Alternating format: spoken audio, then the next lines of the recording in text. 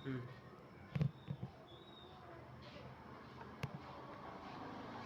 श्री कृष्ण गोविंद हरे मुरारे,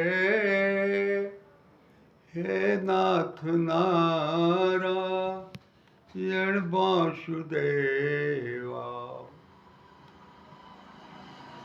परम सम्माननीय श्रोता बंधुओं एवं भगवत प्रेमियों, आज मन के संबंध में कुछ चर्चा आपसे साझा करना चाहता हूँ। उस चर्चा का विषय है मन के पार प्रभु का द्वार। मन के पार प्रभु का द्वार, ये आज चर्चा का विषय है। इसे कृपया आप ध्यान से सुनने का कष्ट करें। मनुष्य का मन मनुष्य के भीतर भेद का सूत्र है। मनुष्य का मन मनुष्य के भीतर भेद का सूत्र है। इसलिए जब तक मन रहेगा तब तक भेद रहेगा। मन एक नहीं है, मन अनेक है। मन के पार गए कि अनेक के पार गए। मन के पार जाने पर जो स्थिति बनती है वो परमात्मा को जानने की स्थिति बनती है। और जब मन के पार आप जाते हैं तो द्वैत मिट जाता है, और द्वैत ही बाधा था उस परमात्मा को जानने में। उस परमात्मा से मिलन में द्वैत ही बाधा है। और जब मन मिटा तो इसका मतलब हुआ द्वैत मिट गया, दुविधा मिट गई, और आपका प्रवेश परमात्मा के क्षेत्र में हो गया। आप परमात्मामय हो गए। तो कहने का मतलब, जब मन के पार आप जाते हैं जहाँ द्वैत नहीं है, सिर्फ वहाँ जो है क्या है, भगवत्ता है, अस्तित्व है। मन के पार मैं नहीं है, तू नहीं है। वहाँ हिंदू नहीं है, मुसलमान नहीं है, सिख और ईसाई नहीं है। वहाँ क्या है, भगवत्ता है। मन के पार उसको हम मोक्ष कह लें, या परमात्मा कह लें, या अपना स्वरूप कह लें, या परमात्मा तत्व कह लें, ये हमारे मर्जी की बात है। हमारे शब्द में, हमारे समझ में जो शब्द बैठता हो वो शब्द को हम प्रयोग कर लें। तो इस स्थिति में जाकर जब व्यक्ति मन के पार की स्थिति में पहुंचता है तो वो परमानंद की स्थिति को प्राप्त कर लेता है। लेकिन क्या करेंगे, मन जो है बहुत दिन से सोया हुआ है, अनंत जन्मों से सोया हुआ है। ये मन को न जानने की देन है। मन को न जानने की देन है कि हम परमात्मा को नहीं जान पाते हैं। पूरा जीवन समाप्त हो जाता है, नहीं जान पाते हैं। और इस मन, सोए हुए मन को जगाने के लिए बिंदु जी महाराज ने अपना प्रयास किया है। उसे आप सुने। लिखे हैं कि अफसोस मूढ़ मन तू मुद्दत से सो रहा है, सोचा ने है कि घर में अंधेर हो रहा है।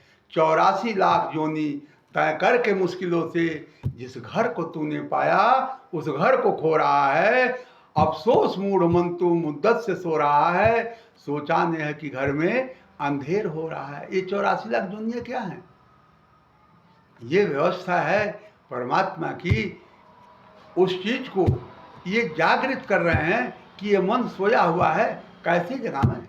ये जीवात्मा 84 लाख योनियों में भ्रमण करते करते अंत में यह मनुष्य का जन्म पाता है।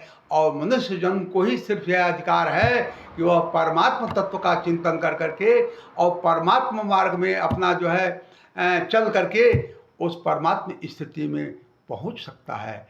बड़े भाग्य मानुष तन पावा, सुर दुर्लभ सदग्रंथ गावा। साधन धाम मोक्ष कर द्वारा, अजय न पराई परलोक संवारा। सो परत दुख पावई, सिर धुन धुन पछताएं। काल ही कर्म ही ईश्वर ही मिथ्या दोष लगाएं। क्या होता है? तो बड़े भाग्य मानुष तन पावा। बड़े भाग्य से परमात्मा मनुष्य का जन्म देता है।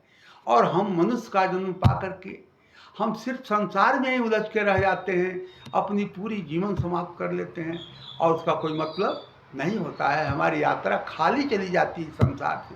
तो लिखे कि अफसोस मूढ़ मन तू मुद्दत से सो रहा है, सोचा नहीं है कि घर में अंधेर हो रहा है। 84 लाख जोनी तय करके मुश्किलों से जिस घर को तूने पाया उस घर को खो रहा है। अफसोस मूढ़ मन तू मुद्दत से सो रहा है, सोचा नहीं है कि घर में अंधेर हो रहा है। फिर लिखते हैं घट में है ज्ञान गंगा, घट में है ज्ञान गंगा, उसमें न मारा गोता और तृष्णा के गंदे जल में तू तन को धो रहा है। अफसोस मूढ़ मन तू मुद्दत से सो रहा है और सोचा नहीं है कि घर में अंधेर हो रहा है। फिर लिखते हैं कि संसार सिंधु से तू क्या खाक तरेगा, संसार सिंधु से तू क्या खाक तरेगा और विषयों के बिंदु रस में किस्ती डुबो रहा है। इसलिए आपसे प्रार्थना है कि आप जागृत होएं, जगें, स्वयं के प्रति जगें। और जिस दिन आपने इस व्यवस्था को जान लिया कि मन के पार कैसे हुआ जाए, ये संत और ज्ञानियों के पास ये नुस्खा है, संत और ज्ञानियों के पास ये उपाय है। संत और ज्ञानियों के जब संपर्क में आएंगे तो वो लोग आपको मन से पार जाने की भी व्यवस्था बता देंगे। जहाँ प्रभु का अखंड साम्राज्य है, वो असीम साम्राज्य है, उसकी कोई सीमा नहीं है। ऐसे साम्राज्य में प्रवेश करके के आप अपने जन्म मरण को सफल बना सकते हैं और प्रभु में आपका मिलन हो सकता है। तो फिर इसी तरह का विचार हम अगले वीडियो में आपको देंगे। अगर कोई त्रुटि हुई हो तो क्षमा कीजिएगा। चलते चलते एक बार फिर परमात्मा के नाम का जो है स्मरण हो जाए। श्री कृष्ण गोविंद हरे मुरारे, हे नाथ नारायण वासुदेवा।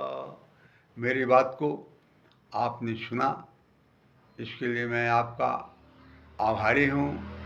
और चलते चलाते आपके अंदर बैठे हुए उस निर्गुण परमात्मा को, उस अरूप परमात्मा को और उस अनाम परमात्मा को मैं प्रणाम करता हूँ।